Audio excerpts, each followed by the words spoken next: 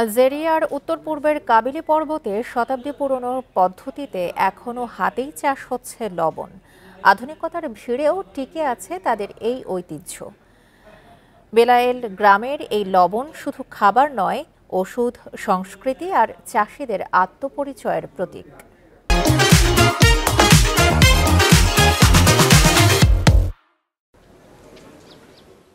আলজেরিয়ার বেলায়েল গ্রামের মানুষ শত শত বছর ধরে শুধু লবণ চাষের কাজ করছে। এই কাজকে তারা বলেন আশীর্বাদ। পাহাড়ের মাঝখানের হ্রদ থেকে প্রাকৃতিক লবণ হাতে হাতে সংগ্রহ করা হয়। এই কাজ আমি ২৭ বছর ধরে করছি।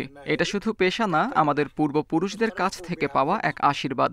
এই লবণ শুধু রান্নায় নয়, নবজাতকদের চোখ রক্ষা সহ ঔষধেও ব্যবহার হয়। লবণ তৈরির পদ্ধতিও একেবারেই প্রাচীন। গ্রীষ্মের গরম রোদে প্রাকৃতিক লবণাক্ত পানি ছোট ছোট পাত্রে রেখে দেওয়া হয়। কয়েকদিন পর পানি শুকিয়ে লবণের স্তর জমে। পুরো কাজটাই করা হয় হাত দিয়ে। জমানো লবণ আবার ধুয়ে পরিষ্কার করা হয়, তারপর শুকিয়ে বিক্রির জন্য প্রস্তুত করা হয়। লবণ বানানোর মৌসুমে প্রতি শনিবার জমে ওঠে ঐতিহ্যবাহী লবণের মেলা। প্রতি কেজি লবণের দাম ৯০ দিনার। এই মেলায় শুধু লবণ নয়, বিক্রি হয় পাহাড়ি মশলা, জলপাই তেল, শুকনো ডুমুর আর মরিচও।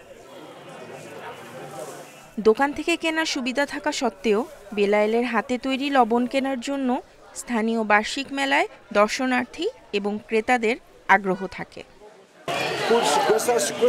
আমরা প্রতি বছর আসি এই লবণ কিনতে। এটা আমাদের পূর্বপুরুষদের পদ্ধতিতে বানানো। দোকানে লবণে এমন স্বাদ পাওয়া যায় না।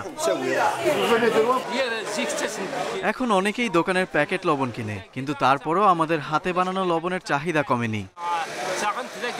পরিবর্তন এসেছে অনেক কিছুতেই, কিন্তু বদলায়নি বেলায়েলের মানুষের বিশ্বাস। ঐতিহ্য আর আত্মপরিচয় ধরে রাখতে মাঠে নেমে নিজ হাতে লবণ বানানোতেই স্বাচ্ছন্দ্য বোধ করেন তারা। নিশাত সুলতানা মিম, ইন্ডিপেন্ডেন্ট নিউজ।